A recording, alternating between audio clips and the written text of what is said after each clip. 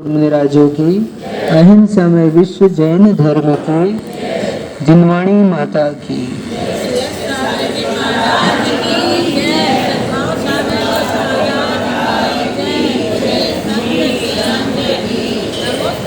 बंधु, आज पुनः हम सभी के महाभाग्य का उदय हुआ है, जो सर्वज्ञ प्रभु की ये देशना हमें प्राप्त हो रही है। हम लोग निरंतर धर्म का श्रवण करके अपने भावों की विशुद्धि को प्राप्त कर रहे हैं और कर्म की निर्जरा कर रहे हैं, असाता को साता में परिवर्तित कर रहे हैं। जिनवाणी के श्रवण मात्र से असंख्यात गुण श्रेणी कर्मों की निर्जरा हुआ करती है। जिनवाणी का श्रवण तत्काल बोधक गुरु के वचन, क्या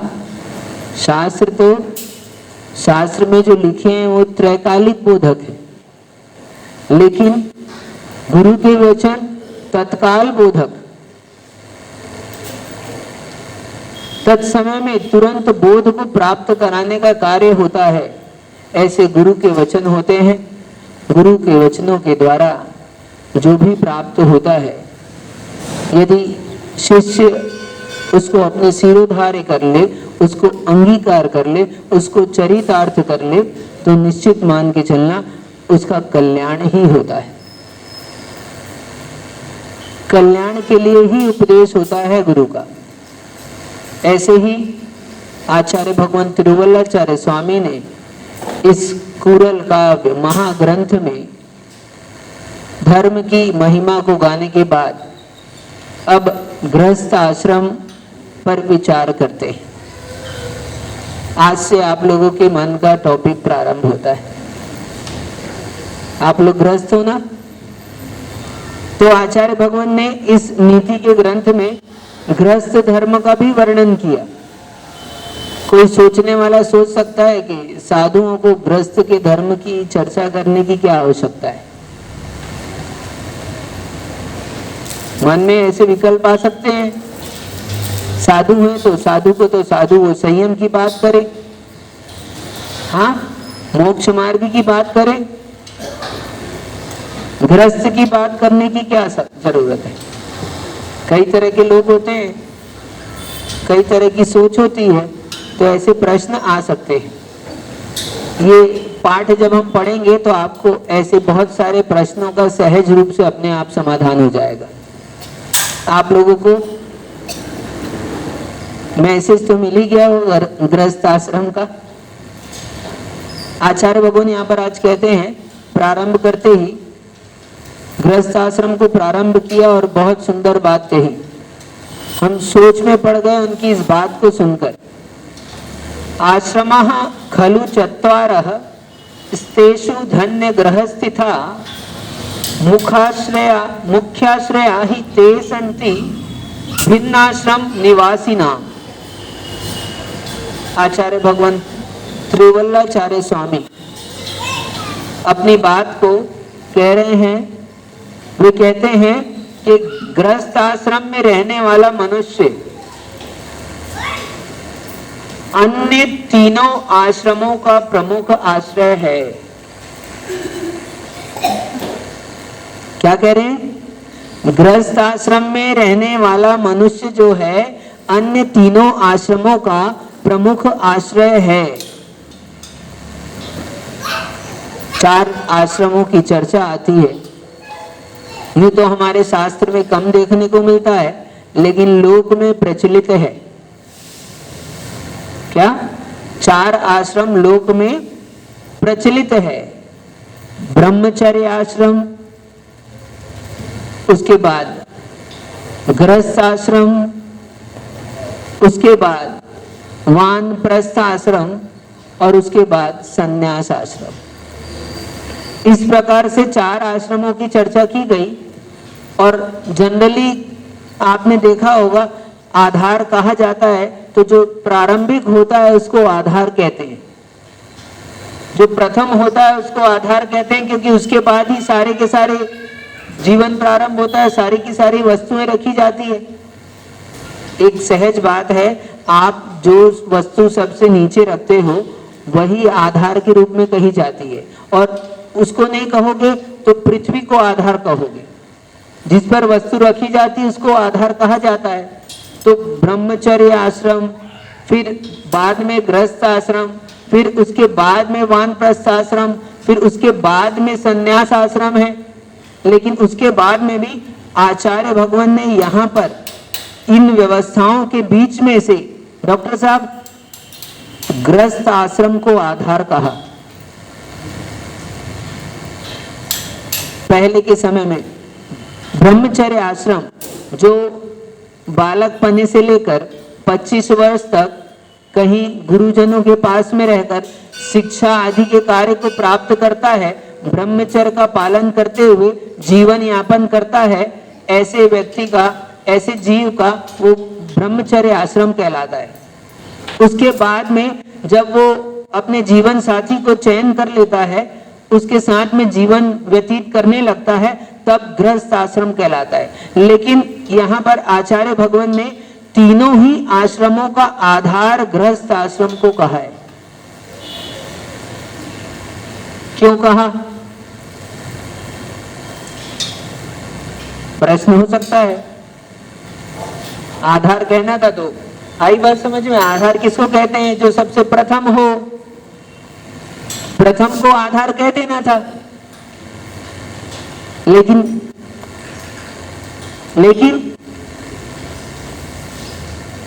हम नहीं कह रहे, आचार्य भगवान कह रहे। क्या कह रहे हैं? कि गृहस्थ आश्रम है वही तीनों आश्रमों का आधार है, वही तीनों आश्रमों का आश्रय है, और वही गृहस्थ आश्रम में रहने वाला मनुष्य ही, मनुष्य को कह लो या गृहस्थ आश्रम को कह लो, एक ही बात है। तो यह मनुष्य को भी कह सकते हैं अपन कि जो गृहस्थ आश्रम में रहने वाला मनुष्य है वही तीनों आश्रमों का आधार है। बहुत गहरी बात छिपी है इस बात के पीछे में, इसके पीछे गहरे रहस्य है। सबसे पहले यद्यपि ब्रह्मचर्य आश्रम होता है, लेकिन बिना गृहस्थी के बालक का जन्म नहीं होता। क्या? बिना गृहस्थी के बालक का जन्म नहीं होता। और बालक का यदि जन्म ही ना हो तो ब्रह्मचर्य आश्रम में कौन रहेगा?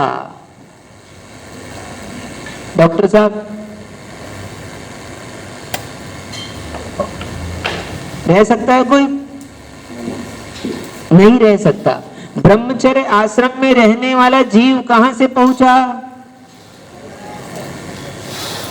किसी ने गृहस्थ आश्रम का आश्रय लिया, उसने ब्रह्मचर्य आश्रम में रहने वाले जीवों की संख्या में वृद्धि की, ब्रह्मचर्य आश्रम को पुष्ट किया है। आज हमको समझना चाहिए एक बात, हम लोग भौतिकता की चकाचौंध में, वैज्ञानिक युग में भागते जा रहे हैं, और भागते भागते हम अपनी धर्म और संस्कृति को पीछे छोड़ते जा रहे हैं। आप कहोगे हम तो धर्म का पालन करते हैं, लेकिन धर्म का पालन कर रहे हैं, लेकिन धर्म की वृद्धि कैसे होगी? यदि गृहस्थ आश्रम का पालन नहीं करोगे तो ब्रह्मचर्य आश्रम भी नहीं चलने वाला। मोक्ष मार्ग में आ कौन रहा है? आपकी संतानें ही मोक्ष मार्ग में आ रही है। यदि आप संतानों को जन्म नहीं दोगे तो धर्म भी नहीं चलने वाला है। आज यदि आप भौतिकता के परिवेश में यदि ऐसा विचार करते हो कि एक ही संतान बहुत है, तो उससे क्या होगा? आप सोचोगे कि हम तो धर्म के लिए कर रहे हैं, हम तो धर्म के लिए कर रहे हैं। तो आप धर्म के लिए नहीं कर रहे। यदि वास्तव में धर्म के लिए कर रहे होते तो आपने यदि ब्रह्मचर्य का नियम ले लिया होता तो हम मान लेते कि आप धर्म के लिए कर रहे हो। आचार्य भगवान कहते हैं यदि आप भोगों को भोगों के काल में जीते हो, भोगों में जीवन व्यतीत करते हो, तो आपका कर्तव्य है संतान को जन्म देना चाहिए। और संतान का जन्म नहीं देते हो तो आप पाप का ही कार्य करते हो, धर्म का कार्य नहीं करते। भोग के द्वारा संतान को जन्म देकर धर्म मार्ग में लगाकर धर्म की वृद्धि की जाती है, इसको तो धर्म का मार्ग माना जा सकता है। लेकिन आप भोग के काल में संतान को जन्म नहीं देते हो तो आप पाप के कार्य करते हो। आपको भविष्य में क्या होगा? भविष्य में इसका प्रतिफल प्राप्त होगा, निसंतानत्व धर्म की प्राप्ति होगी। इस पर्याय में ना हो, अन्य पर्याय में होगी। क्यों? क्योंकि शक्ति मिली और शक्ति का आपने दुरुपयोग किया है। तो शक्ति का दुरुपयोग करते हैं तो फिर से वो शक्ति प्राप्त नहीं होती। किसी को भी जो शक्तियां मिली है, यदि वो शक्ति का प्रयोग नहीं करता है तो आप उसको पुनः वैसी शक्ति देते हो क्या? एक नेता है, राजनेता है, यदि विधायक है, पार्षद है, महापौर है, अन्य अन्य स्थानों को प्राप्त किया है और यदि वो अपने स्थान के अनुरूप, अपने पद के अनुरूप कार्य ना करे तो दोबारा वो चुनकर नहीं आता। ऐसे ही प्रकृति भी ऐसे ही चलती है। प्रकृति में भी जो कुछ भी शक्तियां आज आपको मिली है, यदि आप उस शक्ति का सदुपयोग नहीं करते हो तो उस शक्ति की प्राप्ति नहीं होती। आप संगी पंचेंद्री पने को प्राप्त हुए हो और आप संगी पने का कार्य नहीं करते हो, असंगी जैसे कार्य करते हो, तो आपको अगली पर्याय असंगी की ही प्राप्त होगी, संगी की प्राप्त नहीं होने वाली। एक इंद्री से चार इंद्री तक के सारे जीव असंगी होते हैं। मनुष्य संगी पंचेंद्री है, पशु त्रियंच हैं, वो भी संगी पंचेंद्री है। ये सब अपने ज्ञान का प्रयोग धर्म मार्ग के लिए कर सकते हैं। कर सकते कि नहीं कर सकते? ये सब सारे ही सारे संगी जीव अपनी उन्नति के कार्य को कर सकते हैं। यदि शास्त्र से हम बात करें तो शास्त्र में संजय भैया क्षयोपशम लब्धि कहा जाता है। 5 प्रकार की लब्धि सुनी होगी आपने। सम्यक दृष्टि जीव क्षयोपशम लब्धि, विशुद्धि लब्धि, देशना लब्धि, प्रायोग लब्धि और कर्ण लब्धि। इन लब्धियों को करने के बाद में सम्यक दृष्टि होता है। तो क्षयोपशम लब्धि सबसे पहली है। उस जीव के पास में इतना क्षयोपशम होना जरूरी है। कितना? संगी पंचेंद्री पर्याप्तक होना जरूरी है। जो कोई भी संगी जीव है वही सम्यक दर्शन को प्राप्त कर सकता है, अन्य जीव सम्यक दर्शन को प्राप्त नहीं कर सकते। अब आपको सम्यक दर्शन प्राप्त करने की शक्ति यदि मिली है और अब आप अपने भावों की विशुद्धि को नहीं बनाते हो तो क्षयोपशम लब्धि प्राप्त होने के बाद में अब आप समझ लेना, निश्चित मान के चलना, आपको संगी पंचेंद्री पने की पर्याय प्राप्त होने वाली नहीं। आप यदि विशुद्धि बढ़ाओगे तब तो ये मान सकते हैं कि आपने क्षयोपशम मिला, उसका सदुपयोग किया, विशुद्धि को बढ़ाया, विशुद्धि को बढ़ाकर आपने देशना लब्धि प्राप्त की, तब तो ये माना जा सकता है। लेकिन यदि आप उस विशुद्धि के लिए कार्य नहीं करते हो, यदि विशुद्धि के लिए कार्य नहीं करते हो तो आपको नियम से अगली पर्याय त्रियंच की प्राप्त होनी है और एक इंद्री से लेकर 4 इंद्री तक के जीवों में प्राप्त होनी है। यदि पंचेंद्री भी होगे तो असंगी पने को प्राप्त होगे, संगी नहीं बन पाओगे। तो इसलिए बात यहाँ मूल चल रही है शक्ति की। तो गृहस्थ आश्रम को कह रहे हैं, ब्रह्मचर्य आश्रम का भी आधार इसलिए आचार्य भगवान ने कहा, ब्रह्मचर्य आश्रम का आधार गृहस्थ आश्रम को कहा, क्योंकि गृहस्थ आश्रम के द्वारा ब्रह्मचर्य आश्रम की पुष्टि होती है। विचारणीय विषय है। आज हमारी संख्या निरंतर घटती जा रही है और घट इसलिए रही है, कितने थे आप? एक शास्त्र में एक पुस्तक निकली थी, उसमें पढ़ा था हमने, पहले 4 करोड़ जैन हुआ करते थे। जो आंकड़े उपलब्ध हैं उनमें उससे पहले तो और कई अधिक संख्या में होंगे, लेकिन वो संख्या घटते घटते कहां तक पहुंच गई है? आज हम अल्पसंख्यक में गिने जाने लगे। क्यों? धर्म का पालन कर रहे हैं इसलिए नहीं, हम भौतिकता की ओर जा रहे हैं इसलिए। और आज सब बड़े बड़े विश्व के सारे बड़े देशों को इस बात की चिंता है कि हम, चीन जैसा देश कह रहा है क्या, पहले उसने नियम बनाए 1 संतान 2 संतान करो, फिर नियम बनाए 1 संतान करो, और अब चीन जैसे देश में वहां पर युवाओं की कमी होने के कारण से, वृद्धों की संख्या बहुत है, युवाओं की कमी है, बच्चों की कमी है, तो आज वो फिर से प्रोत्साहन कर रहे हैं। और कल को हम भी उनकी जैसी स्थिति में पहुंच जाएंगे। यदि हमने आज विचार नहीं किया तो कल को हम भी उनके जैसी स्थिति में पहुंच जाएंगे। हमारे मंदिर और हमारे ये जिनालय, हमारे क्षेत्र, धर्म स्थल, धर्म आयतन सारे सूने हो जाने वाले। एक एक संतान पैदा करते हो, उनको अंग्रेजी माध्यम से पढ़ाकर, बाहर बड़ी बड़ी स्कूलों में पढ़ाकर, विदेशों में भेजकर वहीं के वहीं रह जाते हैं वो लोग। और आपके लिए, आपने अपने लिए भी यदि संतान को पैदा किया तो आपके भी काम में नहीं आने वाले हो। आते कई ऐसी घटनाएं, एक बीच में घटना याद आई है, आपको बताते हैं। ये कोई शास्त्र की घटना नहीं बता रहे और कोई प्राचीन बात नहीं बता रहे। संजय भैया, हम लोग 2016 में इंदौर में चातुर्मास किए और वहां पर उस चातुर्मास के बीच में ये घटना सुनने को मिली। वहां की साक्षात घटना क्या, एक बुजुर्ग माता पिता रोते हुए पहुंचे। एक बुजुर्ग माता पिता रोते हुए पहुंचे। क्यों? आप सुनकर आश्चर्य करोगे कि ऐसा भी हो सकता है। वो रोते हुए पहुंचे क्यों? उन्होंने अपनी सारी बात सुनाई। बोले हमारा एक बेटा था। तो पूछा कहाँ है भी आप? वो बोले हमने उसके ऊपर बहुत मेहनत की, एक ही संतान पैदा की, हमने सारी अपनी शक्ति उसमें लगाई, उसको पढ़ाया लिखाया, अच्छी बाहर पढ़ाया, और अब वो विदेश चला गया।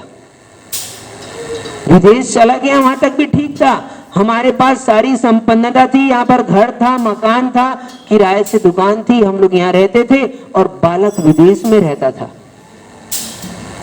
हम लोग शांति से जीवन जी रहे थे। अब विदेश में रहने से आप जानते हो क्या होता है? उसने वहीं पर विवाह कर लिया। अब वहीं पर विवाह करने के बाद में तब भी हम लोग सुख से रह रहे थे कि ठीक है, तुम्हारी जिसमें खुशी है हम उसमें खुश रहते हैं, तुम वहां रहना पसंद करते हो, चलो वहां रह लो, तुमने वहां शादी भी कर ली तो हम उसमें भी मान्य हो गए। हम यहाँ पर रहते थे, धर्म ध्यान करते थे, यहीं पर शांति से हम दोनों जी रहे थे। लेकिन क्या हुआ?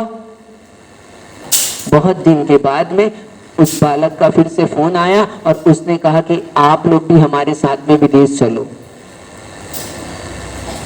उसने जीत की। अब दोनों बुजुर्ग व्यक्ति, उनका भी मन हो गया कि चलो ठीक है, बेटा बहू के साथ में रहेंगे। तो वो वहां से विदेश से आया और यहाँ पर थोड़े दिन माता पिता के साथ में रहा और बोला अब आप लोगों को मेरे साथ चलना है, तो यहाँ पर ये हमारे घर परिवार को, इसको कौन देखेगा संपत्ति को? उसने अपने पिता की सारी संपत्ति बिकवा दी और सब क्या, पूरी संपत्ति बिकवा दी और कहा अपने को विदेश चलना है, आप हमारे साथ चलो। और विदेश जाने के लिए वो यहाँ से लेकर उनको मुंबई चला गया और मुंबई में वहां पर एयरपोर्ट में बैठे हैं दोनों माता पिता और वो बालक, आप समझ गए। 1 घंटे हो गए, 2 घंटे हो गए, 3 घंटे हो गए, उसका पता ही नहीं। और माता पिता दोनों हैरान कि क्या, कहां चला गया बेटा हमारा। बेटा गया सो गया, और जो कुछ भी था वो सब भी ले गया। ना यहां के बचे, ना वहां के बचे। कोई काल्पनिक घटना नहीं है, वास्तविक घटना है, वास्तविकता है।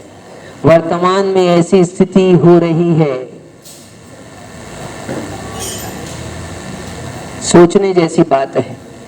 तो इसलिए ठीक है, हम ये नहीं कहते कि आप अच्छे पढ़ाओ मत, आप लिखाओ मत, लेकिन ऐसे संस्कार दो कि वो आपके काम आ सके।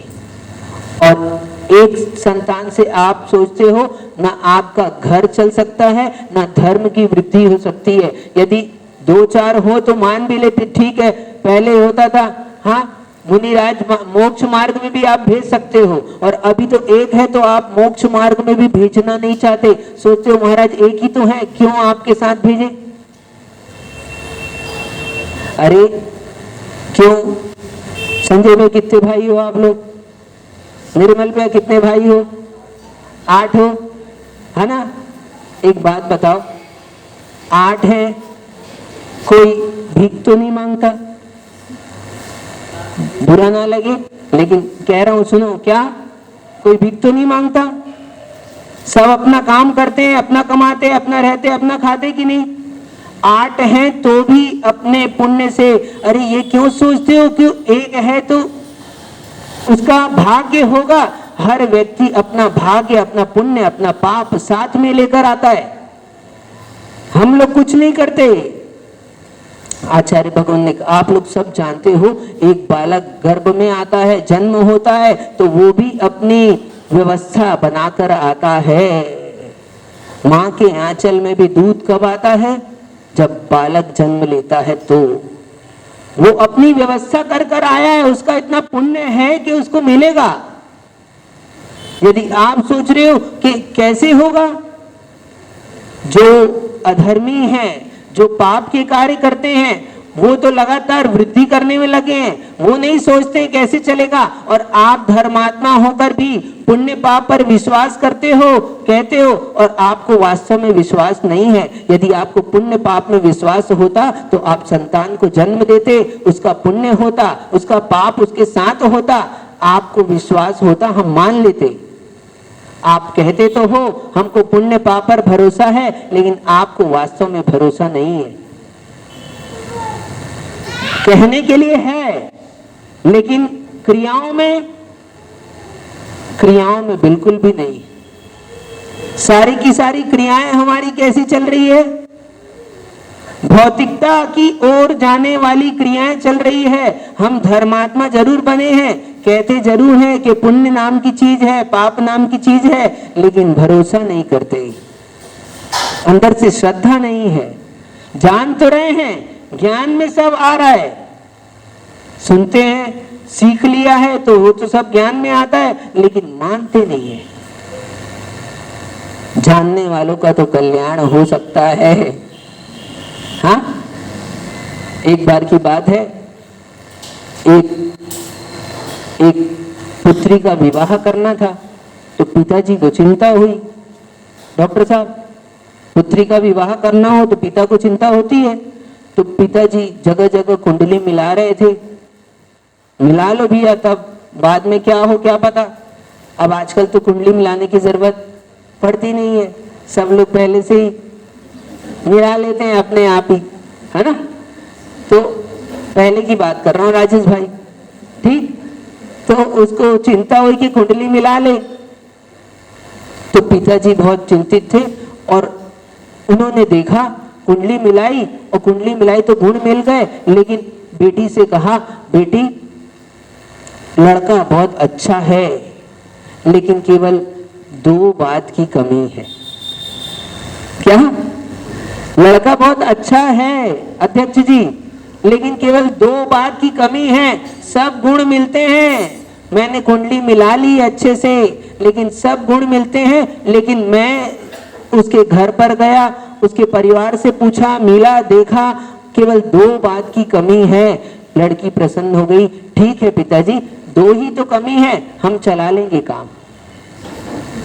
लेकिन फिर कमी क्या है इतना बता दो। हाँ, क्या है कमी डॉक्टर साहब, इतना बता दो। तो पिताजी ने कहा कि वो लड़का कुछ जानता नहीं है। समझे भैया, पिताजी ने क्या कहा, लड़का कुछ जानता नहीं है। तो लड़की ने कहा ठीक है, कोई बात नहीं है, नहीं जानता तो नहीं जानने दो, हम जाएंगे, हम सब सिखा देंगे, वो सब जानने लगेगा। तो यहां तक तो फिर भी ठीक था कि वो नहीं जानता है तो हम उसको जना सकते हैं, हम सिखाएंगे तो सीख जाएगा। तो लड़की बोली ठीक है, इससे तो काम चल जाएगा, कोई बात नहीं, नहीं जानता तो काम चल सकता है, ठीक। लेकिन पिताजी ने फिर कहा एक और कमी है दूसरी, तो दूसरी क्या है वो भी बताओ। तो दूसरी पिताजी ने कही कि वो मानता नहीं है। हाँ, क्या कहा, दूसरी बात कही कि वो मानता नहीं है। तो लड़की ने क्या जवाब दिया, जानता नहीं होता वहां तक तो चल जाता, हम बताते तो वो मानने लगता तो जानने भी लगता, तो यहाँ तो काम चल सकता था नहीं जानने वाले से, लेकिन नहीं मानने वाले से ओ अब तो कुछ काम नहीं हो सकता। अब तो उसको कोई भी जो जानता नहीं है उसको तो हम सिखा सकते हैं, लेकिन जो मानता नहीं है उसको ब्रह्मा भी नहीं सिखा सकता है, उसको कोई नहीं सिखा सकता। तो हम लोग क्या करते हैं, हम लोग जानते तो हैं, है ना, जानने वाले हैं, तो जानने मात्र से काम नहीं चलता। हम लोग शास्त्र पढ़ते हैं, बहुत सारी जानकारी इकट्ठा करते हैं, श्लोक भी याद हो जाते हैं, ग्रंथ भी याद हो जाता है, सब चीज दिमाग में चली जाती है, लेकिन मानते कितना हो। यदि नहीं मानते हो तो आपका सारा जाना हुआ बेकार है। कितना, मैं नहीं कह रहा हूं, आचार्यों ने लिखा है, द्वादशांग जिनवाणी होती है, 11 अंग तक का ज्ञान कर लिया आपने, लेकिन माना नहीं तो आपका 11 अंग का ज्ञान बेकार है, बेकार, कोई काम आने वाला नहीं। लेकिन आप एक अक्षर भी नहीं जानते हो, लेकिन पूरी मानते हो।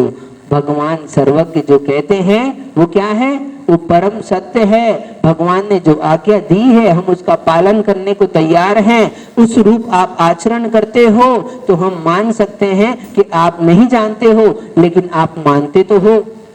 तो मानने वाले से धर्म चल सकता है, मानने वाले से कल्याण हो सकता है, जानने वाले से धर्म चलता हो कोई भरोसा नहीं। समझे भैया, जानने वाला क्या होगा, ज्यादा से ज्यादा दूसरे को जना भी देगा, लेकिन वास्तव में उससे धर्म नहीं चलने वाला, वास्तव में नहीं चलने वाला। क्योंकि जब स्वयं ही आचरण नहीं करेगा तो फिर उसकी बात को जानने के बाद लोग भी उसी का फॉलो करेंगे, उसी के अनुसार जिएंगे, तो वो लोग भी आचरण से शून्य हो जाएंगे। जो आपको धर्म चलता हुआ दिख रहा है वो धर्म सारा नाश हो जाएगा। इसलिए केवल ज्ञान से चर्चा करते हैं और आचरण में नहीं लाते हैं तो वो बात आगे नहीं जाती है। आज तक धर्म चलता आया तो क्यों चलता आया, आज तक धर्म की परंपरा चल रही है तो क्यों चल रही है। आपके घर में भी जो कुछ भी व्यवहार चल रहा है तो वो क्यों चल रहा है, क्योंकि आप उसका पालन करते हो। चाहे जो कोई भी काम चल रहा हो आप उसका पालन करते हो तो वो आचरण के रूप में आपने स्वीकार किया है तो वो चलते रहता है। और हम आचरण के रूप में स्वीकार नहीं करेंगे, केवल जानकारी बनाएंगे तो जानकारी से काम चलने वाला नहीं है। तो मैं ये क्यों कह रहा था कि आप कहते हो कि आपको पुण्य पाप पर भरोसा है, लेकिन जब संतान को जन्म देने की बात आती है तो सोचते हो अरे पैसे ही नहीं है, एक बच्चे की परवरिश करने में हमको नानी दादी याद आ रही है, तो कैसे काम चलेगा।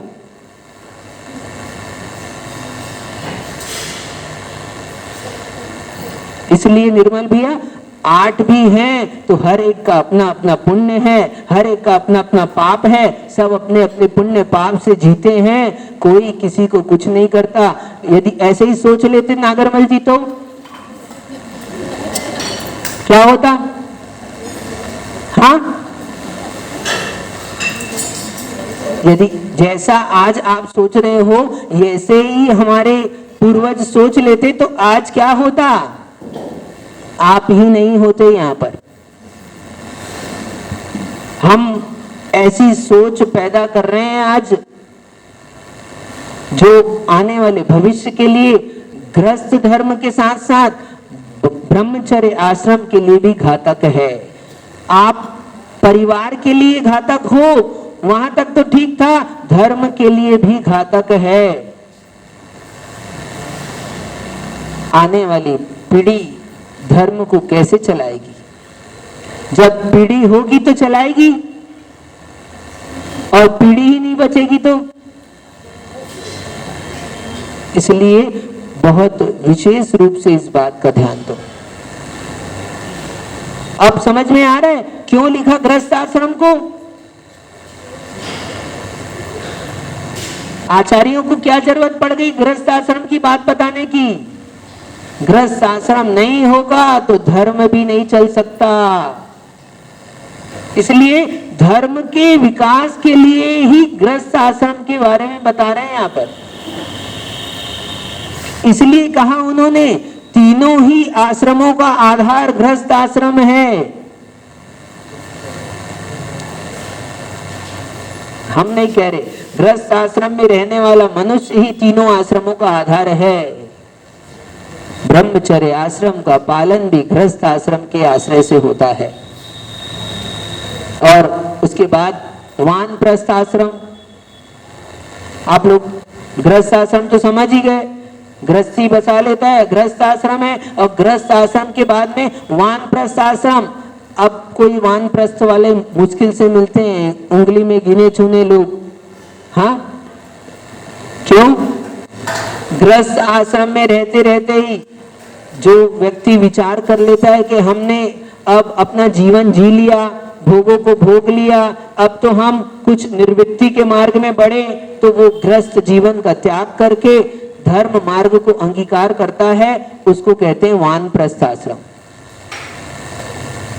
अन्य दर्शन में तो यहां तक कहा जाता है जिसने गृहस्थी नहीं बसाई वो साधु बनने के योग्य नहीं है।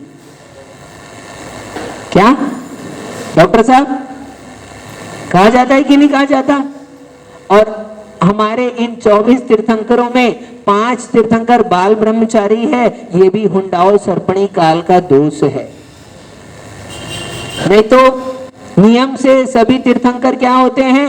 वो गृहस्थ धर्म पर जीवन यापन करके राज सुख भोग कर ही इस मार्ग में आते हैं और धर्म तीर्थ का प्रवर्तन करते हैं। लेकिन इस काल में ऐसा हुआ हुंडाओ सर्पणी काल में, तो इस पंचम काल में भी। लेकिन ये मत सोचना कि यहाँ पर अब क्या कि वानप्रस्थ आश्रम ही योग्य है, लेकिन वानप्रस्थ आश्रम के साथ में यहाँ ब्रह्मचर्य आश्रम से भी निकलकर लोग त्यागी वृत्ति पने को प्राप्त होते हैं। और आज सबसे ज्यादा देश में बाल ब्रह्मचारी साधु हैं। आप देख रहे हो विद्यासागर महाराज, हाँ, उनके संग में कितने साधु? संजय भैया ये भी हमारे साथ बैठे हैं, तो ज्यादा से ज्यादा बाल ब्रह्मचारी। ठीक, और आचार्य भगवान विशुद्ध सागर महाराज, इनके संग में भी ज्यादा से ज्यादा बाल ब्रह्मचारी।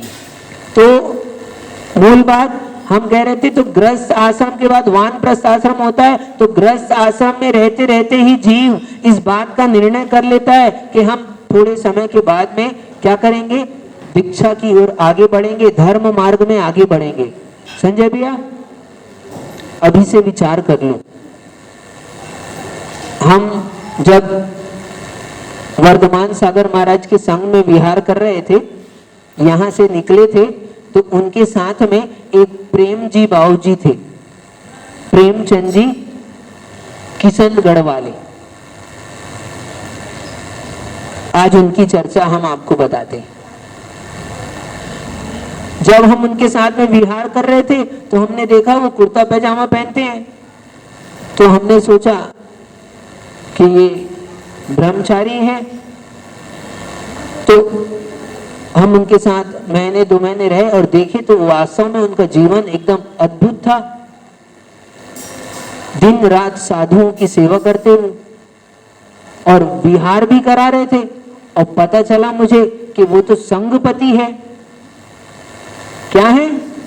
संघ का संचालन करने वाले, सारी व्यवस्था बनाने वाले संघपति है। उन्होंने साधुओं की सेवा की। तो मैंने उनसे पूछा, आप यहां तक कैसे पहुंचे? तो उन्होंने फिर अपने जीवन की घटनाएं बताई। उन्होंने कहा कि मैंने नियम ले लिया था कि मैं 65 साल का होऊंगा और मैं दीक्षा ले लूंगा। तो मैंने कहा अभी? बोले अभी मेरे को 63-64 साल हुए थे। बोले अभी 1 साल बचा है। तो मैं बोला फिर आप यहाँ कैसे आए?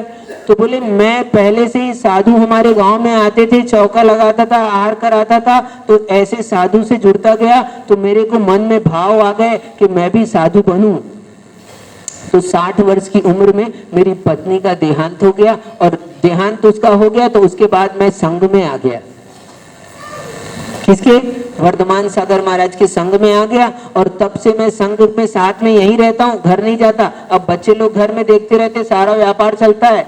आज वो मसाले वालों के नाम से जाने जाते, मसाले के नाम के किंग है वहाँ किशनगढ़ में। उनके बेटे लोग हैं, उनका भी नाम संजय है, 2 बेटे हैं उनके। तो वो आए तो वो महाराज के साथ में रहने लगे। तो मैंने कहा आप दीक्षा ले लो। तो बोले हाँ दीक्षा तो लेना है, मेरा मन है। तो मुझे पता चला उनके 2 बेटे हैं, वो बेटे लोग तैयार होते ही नहीं किसी हाल में कि महाराज के मेरे पिताजी दीक्षा ले ले। उन्होंने प्रयास किया, महाराज भी कैसे दे दीक्षा? तो पहले तो एक बार पूछते तो हैं घर वालों से। तो जब भी बोले पूछते हैं संजय भैया, तो वो लोग हमेशा मना करते हैं, इसलिए मेरी अभी तक दीक्षा नहीं हो पा रही। तो फिर क्या? तो जब हम वापस से दर्शन करने के लिए, हम ब्रह्मचारी हो गए थे, फिर हम दर्शन करने के लिए, वर्धमान सागर महाराज का दर्शन करने के लिए चंपापुर पहुंचे। और चंपापुर में हम जैसे ही पहुंचे तो आचार्य भगवान ने हमको देखकर कहा, बोले कालू सही समय में आया। बोले अभी आधे घंटे बाद ये प्रेम जी की दीक्षा होने वाली है। क्या? तो मैंने कहा कैसे अचानक? बोले हाँ। बोले कल उनका जन्मदिन था, उनके 65 साल पूरे हो गए। उन्होंने नियम लिया था कि मेरे 65 साल हो जाएंगे उसके बाद मैं दीक्षा ले लूंगा। तो आज उनकी दीक्षा है। अचानक से अब उनके घर, तो मैंने पूछा घर वाले, बोले उनका कोई पता नहीं है, कोई तैयार नहीं हो रहा है। अब वो होए चाहे ना होए, तो चंपापुर में वासुपुज मंदिर जिनालय के बाहर में ही चबूतरे पर बैठाकर वहां पर वर्धमान सागर महाराज ने वहां दीक्षा के संस्कार कर दिए और वो निष्प्रह सागर के नाम से जाने लगे। उन्होंने सोच लिया था, उन्होंने मन बना लिया था, भाव बना लिए थे कि मैं 65 साल का होऊंगा उसके बाद दीक्षा ले लूंगा। तो ऐसी जो भावना बनाई, वो भावना के कारण से धीरे धीरे वैसे निमित्त बनते गए, वैसे उनका प्रभाव होता गया। और भावना जैसी बनाता है वैसा जीव परिणमन को प्राप्त होता है। हम भावना आज बनाएंगे तो निश्चित तौर पर कल फलीभूत हो जाएगी।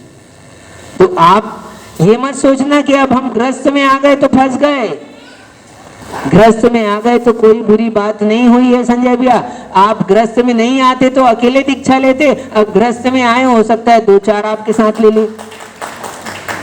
हाँ ऐसा होता है। अभी विमर्श सागर महाराज है, उनके संग में भी साधु हैं। उनके संग में देखोगे आप, दादा बेटे पोते ने पहले दीक्षा ले ली, तो पोते ने दीक्षा ले ली, तो फिर पिता ने ले ली, पिता ने ले ली तो दादा ने ले ली, तो दादा पिता पोता और उनकी माँ और उनकी दादी सभी उस संघ में है। तो ऐसा होता है। इसलिए आप ग्रस्त हो गए हो राजेश भैया, तो अभी भी ऐसा नहीं हुआ कि द्वार बंद हो गया है। ग्रस्त पने में ही निश्चय कर लो, वानप्रस्थ आश्रम में। अमित भाई कहा हमको भी क्या करना है, 60 साल के बाद में, 65 साल के बाद में कुछ निश्चित समय कर लो कि हम इसके बाद में दीक्षा नहीं मिले तो हम साधु संघ में चले जाएंगे। तो संघ में चले जाओगे तो वहां पर सेवा करते करते आपका कल्याण नियम से हो जाएगा। ऐसे भी हैं जिनको कुछ नहीं आता था और वो संघ में सेवा करते करते साधु हो गए। अभी निष्प्रय सागर की बात बताई, उन्हीं के संघ में एक और सागर हैं थे, उनकी तो समाधि हो गई, नमित सागर महाराज। वो नमित सागर महाराज कुछ जानते नहीं थे, लेकिन सुपार्श्वमती माता जी के संग में वो रहे और 32 वर्ष तक उनके संग में रहकर सेवा के कार्य किए उन्होंने। तो साधुओं की सेवा करने से चारित्र मोहनी कर्म का नाश होता है और चारित्र मोहनी कर्म के नाश होने से स्वतः ही चारित्र की प्राप्ति हो जाती है। जिसको कुछ भी नहीं आता वो साधु हो जाता है और साधु होकर ज्ञानी हो जाता है। वो नमित सागर महाराज हर अष्टानिका के 8 उपवास करते थे और हर 1-2 दिन के बाद में उपवास करने का उनका स्वभाव था। ऐसे उपवास करते करते उन्होंने उत्कृष्ट संलेखना व्रत को प्राप्त किया है। अभी पिछले 1-2 वर्ष पहले ही उनकी समाधि हुई है। तो 32 साल तक वो साधु की सेवा करते करते फिर अंत में फिर वो क्या साधु पने को प्राप्त हुए। तो ऐसे ही आप साधुओं की सेवा में लग जाओगे, घर को छोड़ दोगे, वहां पर पहुंच जाओगे तो आपको मोक्ष का मार्ग आपको मिल जाएगा। साधुओं की संगति करने से भी साधु पने की प्राप्ति होती है। तो ग्रस्त में रहकर भी आप क्या वानप्रस्थ आश्रम का मन बना लो अभी से कि हम इतने वर्ष के बाद में छोड़ देंगे।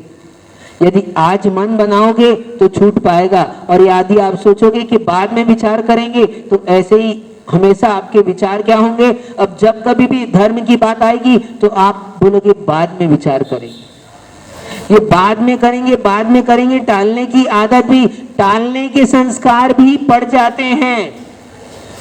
इसलिए जो नियम के लिए जिसको हम कहें कि नियम ले लो तो टाल रहे हैं ना, तो अभी वो टाल रहा है तो अब उसको मान के चलो अगले भाव में तीर्थंकर भी यदि मिल जाएंगे ना तो वो फिर टाल देगा। इसलिए अभी से संस्कार ऐसे डालो। तो ग्रस्त आश्रम को इसलिए वानप्रस्थ आश्रम का भी आधार कहा। और फिर वानप्रस्थ आश्रम के बाद में मरण के सम्मुख होते हैं संलेखना व्रत जिसको हम कहते हैं, उसको संन्यास आश्रम कहते हैं। वानप्रस्थ आश्रम के बाद संन्यास आश्रम प्राप्त होता है। तो संन्यास आश्रम का आधार भी ग्रस्त आश्रम होता है। क्यों? क्योंकि ग्रस्त ही भावना बनाता है, वही समाधि कर पाता है। यदि ग्रस्त बने में होकर भी भावना नहीं की है तो आप समाधि नहीं कर सकते। आज हम लोग यहाँ से जा रहे थे सुबह सुबह, तो संजय भैया रोज देखते हो कि नहीं, 50 फौजी सैनिक दौड़ते रहते हैं। क्यों? क्या जरूरत पड़ गई? रोज देखते हैं वहां पर 3-4 ग्रुपों में 50-50, 60-60 लोगों का ग्रुप होता है और वो वहां की ग्राउंड की क्या करते रहते हैं, चक्कर लगाते रहते हैं। क्यों भाई, क्यों लगाते हैं चक्कर? सैनिक होते हैं ना सैनिक, तो क्यों? युद्ध तो जब होएगा तब उनको ले भेज देंगे ना अपन। हाँ, युद्ध होगा, जिस दिन युद्ध होगा संजय भैया उस दिन भेज देंगे अपन कि ले जाओ बंदूक लेकर खड़े हो जाओ। इतनी मेहनत कराने की क्या जरूरत है, इनसे तो दूसरे काम कराना चाहिए। सरकार का सबसे अधिक खर्च उन सैनिकों के पीछे होता है। क्यों? युद्ध तो कभी कभार होता है डॉक्टर साहब, लेकिन उस युद्ध के लिए पहले से क्या होती है, तैयारी करनी पड़ती है। ऐसे ही मरण तो हमारा एक समय होगा, वृद्ध होंगे तब होगा, लेकिन उसकी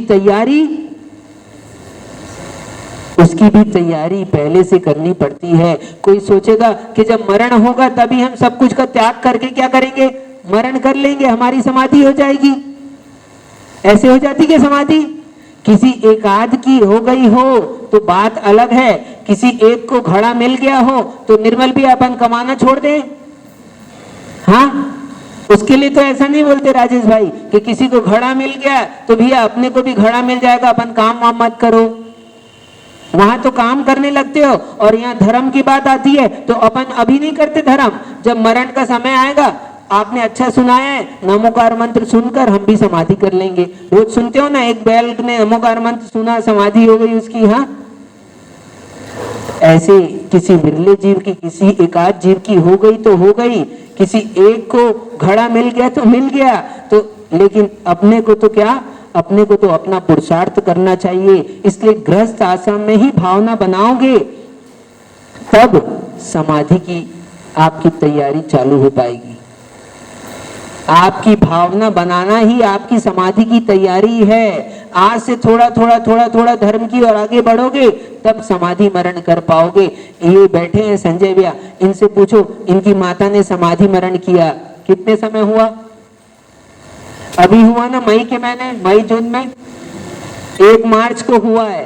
पूछो कैसी हालत में लेकर आए थे। एक दिन हमने इनको कथा सुनाई थी उनकी, आप लेके गए थे ना विराट सागर महाराज के पास में, क्या स्थिति थी उनकी, कैसे हो पाई समाधि? जब वो घर में रहकर ही संयम धर्म का पालन करते थे, वैसा आचरण करते थे, वैसे भाव बनाते थे, इसलिए उनको ऐसा सानिध्य मिल पाया और ऐसी उत्कृष्ट समाधि कर पाए, नहीं तो नहीं हो सकता। तो इसलिए गृहस्थ आश्रम को तीनों आश्रम का आधार कहा है।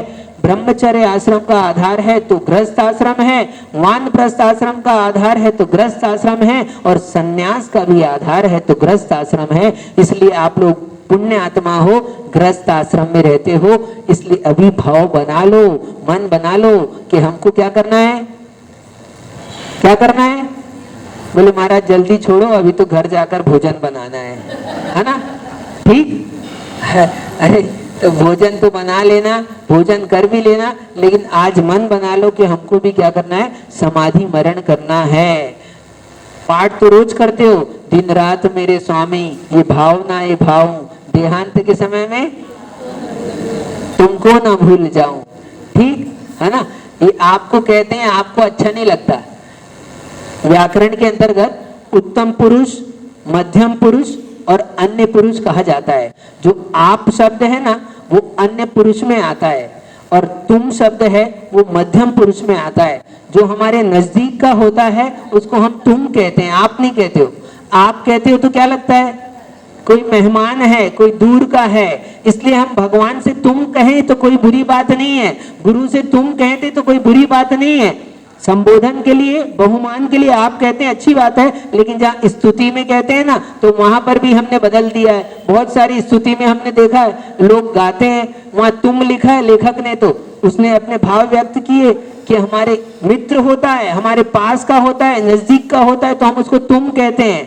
तुम कहने से अपनापन मालूम होता है, और आप कहने से क्या लगता है। तो दिन रात मेरे स्वामी, मैं भावना ये भाव, देहांत के समय में आपको ना भूल जाऊं, ऐसा बोलना एक बार, और एक बार ऐसा बोलकर देखना, तुमको ना भूल जाऊं। आपको अंतरंग से कैसे भाव बनेंगे आप देखना क्या आता है। शब्द वही आते हैं जैसे भाव होते हैं। क्या? क्योंकि द्रव्य वचन के लिए कारण भाव वचन है। इसलिए दिन रात मेरे स्वामी, तो मैं कह रहा था ये भावना आप रोज वचन से तो कहते हो, मानते हो कि नहीं मानते ये देख लेना। क्योंकि जानने वाले का, कहने वाले का, है ना, कहने वाले का कल्याण नहीं होता, जो मानता है उसका कल्याण होता है। तो इसलिए ये बात कहने के साथ साथ मानने की भी आदत डालो। क्या? कि समाधि मरण करना है तो आज से भावना बनाओ। भावना बनाने का मतलब केवल भाव करते रहो, हम भाव भा रहे हैं, भाव भा रहे हैं। केवल थाली सामने रख देना, हाँ, और कहना भाव बनाओ, ये भोजन मेरे पेट में चला जाए। भाव बनाओ। लोग आजकल कहते हैं बहुत सारे, बोले द्रव्य पूजा करने में देरी लगती है, हम तो भाव पूजा कर लेते हैं। द्रव्य पूजा में हिंसा होती है, हम तो भाव पूजा कर लेते हैं। तो जो भाव पूजा करता है उसको, उसकी माताएं एक काम करना, उसको आप थाली ले जाकर वहां पर रख देना, खाली बोलना आज तुम भाव से भोजन कर लो। हाँ, क्या कहना उससे, तुम भाव से भोजन कर लो, तुमने भाव पूजन किए, आज भाव भोजन करो, देखो कितना पेट भरता है। हाँ, पेट भरने के लिए तो भाव भोजन याद नहीं आता, पूजन के लिए भाव पूजन जरूर याद आती है। तो ए छल कपट करने वाले मायाचारी जीवों, ऐसा काम मत करो। हाँ, भगवान की पूजा भी द्रव्य के साथ करो, उपयोग के साथ करो। डॉक्टर साहब, भाव पूजन नहीं द्रव्य पूजन, भाव भोजन नहीं द्रव्य भोजन। ठीक, तो ऐसे ही भावना बनाओ कि क्या समाधि मरण हो। भावना बनाओ का मतलब केवल भाव भाव मत करो, कुछ नियम व्रत संयम अंगीकार करो, इसका मतलब होता है भावना। केवल सोचने मात्र का मतलब भावना नहीं होता है। और विचार करेंगे बाद में, आज समय हो गया। तो गृहस्थ आश्रम की चर्चा है, अभी तो आज पहला पॉइंट किया है, आगे बहुत अच्छी अच्छी बात लिखी है इस गृहस्थ आश्रम के लिए आचार्य भगवान ने, तो हम उस पर विचार करेंगे। आप सभी को गृहस्थ आश्रम से वानप्रस्थ आश्रम और संन्यास आश्रम की प्राप्ति हो, ऐसी मंगल भावनाओं के साथ जय बोलिए परम पूज्य आचार्य भगवान विशुद्ध सागर जी महाराज की।